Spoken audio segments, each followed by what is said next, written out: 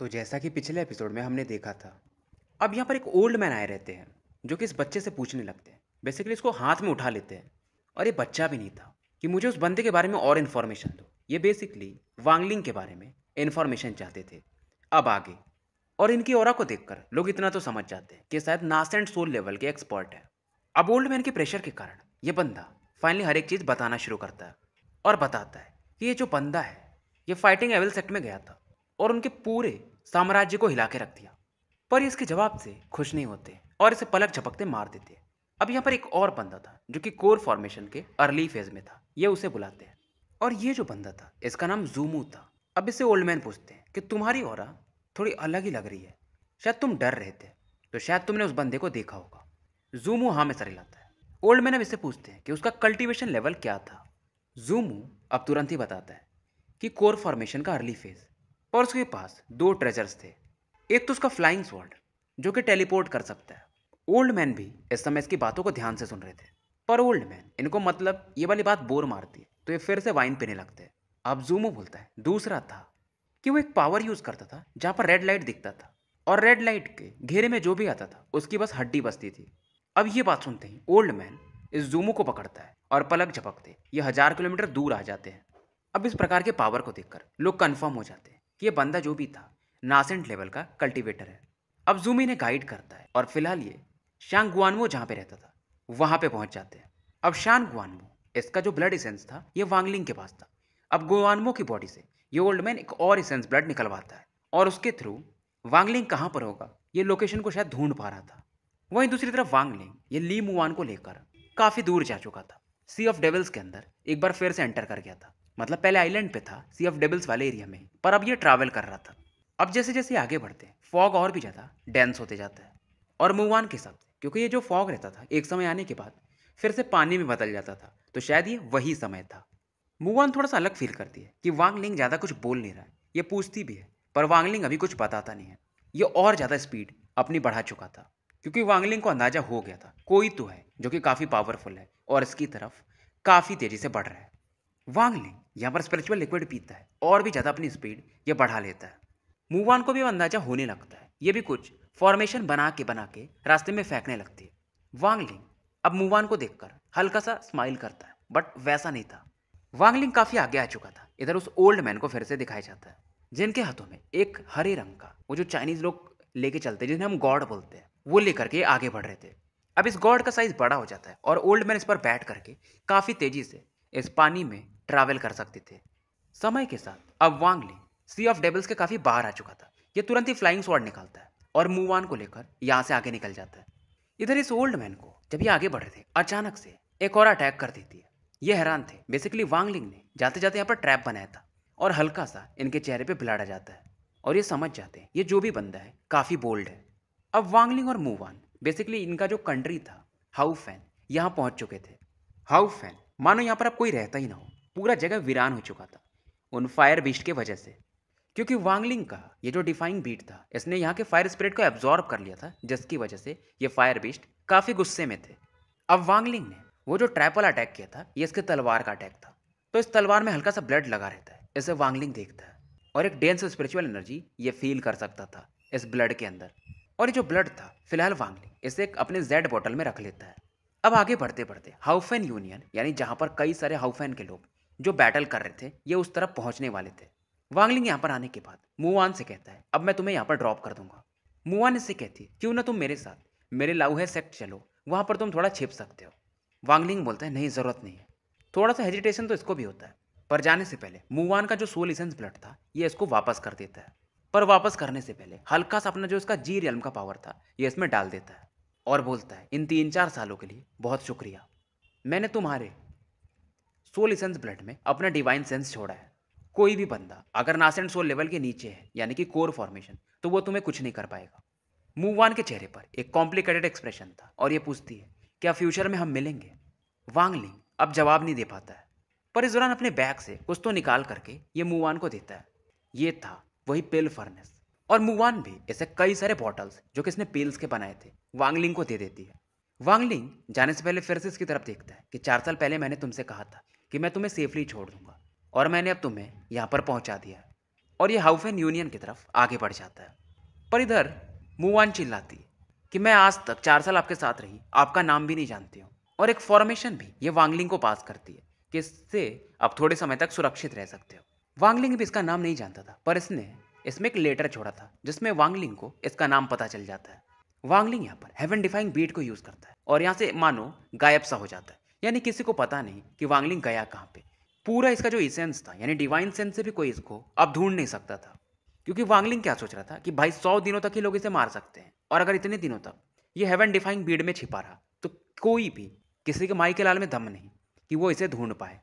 इधर वो old man भी हाउफेन पहुंच चुका था और वांगलिंग जहाँ से अचानक से एकदम गायब हो गया था ये उसी जगह पे पहुंचता है और हैरान था कि यार ऐसा कौन सा टेक्निक है, यानी इसके पास बहुत सारे सीक्रेट्स हैं। अब जब ये ओल्ड मैन पहुंचता है तो यहाँ पर 3 और लोग प्रकट होते हैं। ओल्ड मैन पूछता है तुम तीनों यहाँ पे क्या कर रहे हो? वो मैन तो वही थी फेंगलुआन जिन्होंने वांगलिंग को थोड़ा सपोर्ट किया था, और ये नासेंट लेवल की कल्टीवेटर थी। और यांग सेन यानी इनके पति, ये दोनों पूछते हैं कि आप जुआनवू कंट्री से हो? ओल्ड मैन रिप्लाई नहीं करते और गुस्से में कहते हैं मैं तुमको अभी मार देता हूँ। पर तभी इन तीनों में जो सबसे ओल्ड थे वो सामने आते हैं और कहते हैं कि सीनियर क्या आप सी ऑफ डेविल्स से हैं? यांग सेन और फेंगलुआन हैरान थे, मतलब ये सी ऑफ डेविल्स के हैं। ओल्ड मैन को भी फिर भी अभी गुस्सा आ रहा था, ये बस अपनी ऑरा से इन तीनों को पीछे फेंक देते हैं, फिलहाल मारते नहीं। पावर का अंदाजा अब ये लोग लगाते हैं कि मिनिमम ये नासेंट के भी लेट फेज में होंगे। और ओल्ड मैन इस दौरान फेंगलुआन और यांगसेन को बताते हैं इनके बारे में कि ये सी ऑफ डेविल्स के डेमोनिक कल्टीवेटर्स में से एक है। मुझे नहीं पता ये लोग जल्दी आते नहीं इधर, कैसे आना हुआ इनका। अब ये जो ओल्ड मैन थे ये अपना डिवाइन सेंस चारों तरफ फैला देते हैं, पर अभी भी इन्हें वांगलिंग का लोकेशन मिलता नहीं है। अभी ओल्ड मैन क्या करते हैं, यहाँ पर एक और कंट्री थी थोड़ी दूर में टियान माओ करके, ये वहां पर जाके बैठ जाते हैं। समय बीतता है और वो जो 100 दिन का ट्रायल था वांगलिंग का कि 100 दिन में से कोई मार सकता है, वो अब पूरा हो चुका था। इसके सर पे वो जो पनिश का नाम लिख के आ रहा था धीरे धीरे अब वो गायब होने लगता है और वांगलिंग के अंदर में मानो एक पावर जन्म लेने लगा था, क्योंकि कहा भी यही जाता था ना कि अगर आप किसी को मार दिए और 100 दिनों तक बच के रह गए तो वो पावर वो आपका हो जाएगा। और जो पनिश का मार गायब होकर के इसके हाथ में एक पिल आता है ग्रे कलर का। पिल में जो पावर था ये आराम से कोर फॉर्मेशन के मिड फेज का था, और ली मुआन ने जैसा बताया था कुछ ये वैसा ही हुआ कि अगर आप किसी को मार दोगे तो जितना उसका पावर रहेगा उतना ही पावर का आपको एक पिल मिल जाएगा। पर वांगलिंग को अभी भी ये डर था कि नासेंट सोल लेवल पर पहुंचेगा कैसे। अगर ऐसे चलता रहा तो इसे 100 साल लग जाएंगे और इसे अपना टेंग हुआ वन से बदला जो लेना है, यानी इसे कोई और तरीका ढूंढना पड़ेगा। और मा लियांग जिसकी बॉडी में ये था उसमें वार गॉड श्राइन में एक डिवाइन पाथ मेथड था जो कि शायद इसके काम को जल्दी कर सकता है। पर इस मेथड में भी बहुत सारे रहस्य थे, इसको मा लियांग की मेमोरी से पता चलते हैं। अब कुछ और दिन बिताने के बाद यह बाहर निकलने वाला था, पर जाने से पहले यह सेटुनान के पास जाता है। उसके बाद फाइनली यह हेवन डिफाइंग बीट से बाहर निकल जाता है। पर जैसे वांगलिंग बाहर निकलता है यहाँ पर इसके डिवाइन सेंस में मानो एक आवाज गूंजती है कि मैं 97 दिनों से तुम्हारा वेट कर रहा हूँ। वांगलिंग यहाँ पर अंडरग्राउंड होकर भाग रहा था, पर एक प्रेशर ये फील कर सकता था। ये वही अर्थ स्केप टेक्निक यूज कर रहा था, पर ओल्ड मैन के पास भी एक तरीका था, ये जमीन के अंदर ट्रैवल कर सकते थे। ओल्ड मैन इस दौरान वांगलिंग से हैरान होते हैं और कहते वैसे बॉडी तो तुम्हारी नहीं है पर तुम्हारा डिवाइन सेंस काबिल तारीफ है और अब तुम बच नहीं सकते हो। ओल्ड मैन के प्रेशर के कारण वांगलिंग सीधा जमीन से बाहर आ जाता है। ये फिर से नीचे जाकर के मतलब भागने की कोशिश करता है। अब यहाँ पर एक फॉर्मेशन था पर ओल्ड मैन की वजह से वो डिस्ट्रॉय हो जाता है। हाउफेन यूनियन के लोग इस ओल्ड मैन की तरफ देख रहे थे पर डर सबके अंदर था। ओल्ड मैन इनकी तरफ देखते हैं और कहते हैं निकलो यहाँ से। इनकी आवाज़ से यहाँ पर कई लोगों के नाक से ब्लड आने लगता है। इधर इस मौके का फायदा उठाकर मानो वांगलिंग गायब हो जाता है। इधर ओल्ड मैन क्या करते हैं, अपने शरीर को मानो 4 भागों में यानी शैडो क्लोन टाइप बनाते हैं और चारों डायरेक्शंस में वांगलिंग को सर्च करने लगते हैं। पर फिर से वांगलिंग का कुछ पता नहीं चल रहा था। पर इस दौरान ये अपने डिवाइन सेंस से पूरे ये जो जुआनवू का एरिया था और आसपास का एरिया मानो से घेर लेते हैं कि वांगलिंग यहाँ से भाग ना पाए। और ये कुछ तो बोल रहे थे यार 3 साल बचा है, मैं 18th डेमन लॉर्ड पूरे जुआनवू को रिफाइन कर दूंगा पर तुम्हें ढूंढ के रहूंगा। शायद इन्हें डेथ स्पेल की जरूरत थी या ऐसा कुछ तो था, नहीं तो ये वांगलिंग को शायद कब का मार चुके होते। तो अगर यहाँ से कोई भी जुआनवू कंट्री के आसपास से गुजरता तो इनके डिवाइन सेंस की वजह से ये उसे देख सकते थे, फील कर सकते थे। इनका मेन मकसद यही था क्योंकि वांगलिंग डेथ स्पेल यूज कर सकता था। अब इस दौरान समय बीतता है, 2 साल निकल जाते हैं। जुआनवू कंट्री और हाउफेन पर ये लगातार नजर बना के रखे हुए थे, जिसकी वजह से अब इन्हें भी काफी गुस्सा आ रहा था। अगर जुआनवू कंट्री और हाउफेन को रैंक 4 की कंट्री का सपोर्ट हासिल नहीं होता तो शायद ये कब का यहाँ पर सबको मार चुके होते। इस दौरान 5 महीने और निकल जाते हैं। वहीं वांगलिंग को दिखाया जाता है जो कि अभी भी हेवन डिफाइंग बीड के अंदर था और इसका भी चेहरा देखने लायक था। ये वेट कर रहा था कि कब ये यहाँ से जाएंगे, पर ये ओल्ड मैन 2.5 साल के आसपास का समय हो गया था, अभी भी इसका वेट कर रहे थे। और वांगलिंग हेवन डिफाइंग बीड में कुछ समय तक ही तो रह सकता है और वो समय अब पूरा होने वाला था। इधर फाइनली वांगलिंग को बाहर आना पड़ता है और जैसे ये बाहर निकलता है ये डेमन लॉर्ड इसे फील कर लेते हैं और वो अपनी जगह से गायब हो जाते हैं। वांगलिंग भी इस दौरान फिर से एक अलग प्रेशर फील करता है और ये भागने लगता है। अब क्योंकि ओल्ड मैन के पास वो जो भी बंदा था जिसका वांगलिंग ने सोल ब्लड एसेंस रखा था और ओल्ड मैन के पास भी उस बंदे का था सोल ब्लड एसेंस, तो कनेक्शन की वजह से ये वांगलिंग का पीछा कर लेते हैं। गुआंगमो या कुछ तो नाम था उस बंदे का। वांगलिंग अब जमीन के अंदर से भागने लगता है और ओल्ड मैन भी अपने बोट को यूज कर रहे थे वांगलिंग का पीछा करने के लिए। 3 दिन पीछा में गुजर जाता है। अब वांगलिंग इस दौरान बाहर निकलता है। उधर ओल्ड मैन के जो क्लोन्स थे इसको घेर के खड़े थे और ओल्ड मैन अब इससे कहते हैं कि लगभग 3 साल हो गए जब से मैं तुम्हारा पीछा कर रहा हूँ। और ये वांगलिंग से इसका नाम पूछते हैं। वांगलिंग अपना नाम मा लियांग ही बताता है और ओल्ड मैन सीधा पूछते हैं कि मा लियांग, क्या तुम्हें डेथ स्पेल पता है? और इस समय इनकी आंखों में एक किलिंग इंटेंट था। अगर वांगलिंग कुछ भी गलत बोला तो शायद ये इसे मार देते। वांगलिंग हाँ में सर हिलाता है। अब ओल्ड मैन एक पाइथन निकालते हैं बाहर और वांगलिंग से कहते हैं इस पे अपना डेथ स्पेल यूज करो। वांगलिंग इस पाइथन की तरफ देखता है और सीधा बोलता है डाई। पर वांगलिंग इस दौरान ओल्ड मैन की तरफ देखता है, यानी पाइथन पे अटैक नहीं करता है और अपना पूरा पावर जी रियल्म का लगा देता है। ओल्ड मैन हैरान थे। इस समय इनकी भी मानो बॉडी कांप सी जाती है, मानो एक रेड लाइट पावर इनकी बॉडी में एंटर कर रहा हो। ओल्ड मैन इस दौरान इस पावर को काउंटर करने लगते हैं और वांगलिंग अपने फ्लाइंग स्वॉर्ड से इन पे अटैक कर देता है, पर ओल्ड मैन इसके तलवार को भी काउंटर कर देते हैं। अब इस दौरान ओल्ड मैन गुस्से में कुछ तो सील बनाते हैं और वांगलिंग की तरफ बढ़ा देते हैं। तलवार काफी पीछे से, यानी ये जो औरत थी वांगलिंग के पीछे पीछे आती है। अब वांगलिंग इसको यांग सेन ने कुछ तो एक वो टोटका दिया था, यानी कि ट्रेजर टाइप, अब यहाँ पर ये यूज कर देता है। अब उसका अटैक और ये इसका टोटका दोनों एक दूसरे से टकराते हैं और एक खतरनाक लेवल का यहाँ पे एक्सप्लोजन होता है। पर फिर भी शॉक वेव के कारण वांगलिंग काफी दूर जाके गिरता है और ये खून की उल्टी करने लगता है। वांगलिंग फिर से भाग रहा था और वहीं ओल्ड मैन ये सोच रहे थे यार इसका डेथ स्पेल सच में काफी तगड़ा है और कंट्रोल भी अच्छा है। इधर वांगलिंग भाग रहा था और ली मुवान ने से जो कुछ पिल्स दिए थे ये उन्हें खाने लगता है ताकि इसकी इंजरी रिकवर हो सके। वांगलिंग भागता है और ओल्ड मैन अचानक से मानो स्पेस को चीरते हुए प्रकट होते हैं और वांगलिंग से कहते हैं कि बेटा मैं तुम्हें मारना नहीं चाहता हूँ, तुम पहले मेरी बात एक बार सुन लो। वांगलिंग भी अब रुक जाता है और पूछता है कि सीनियर आपको क्या चाहिए? ओल्ड मैन सीधा बताते यार मुझे तुम्हारा वो डेथ स्पेल चाहिए। वांगलिंग भी पूछता है लेकिन क्यों? ओल्ड मैन बोलते हैं फिलहाल मैं तुम्हें बता नहीं सकता हूँ, पर इतना समझ लो कि मैं ऐसे ही तुमसे फ्री में ये नहीं लूंगा। तुम अगर मेरे साथ चलोगे तो मैं तुम्हें एक अर्थ ट्रांसफॉर्मेशन पिल दे सकता हूँ। पर वांगलिंग यहाँ पर एकदम शांत रहता है।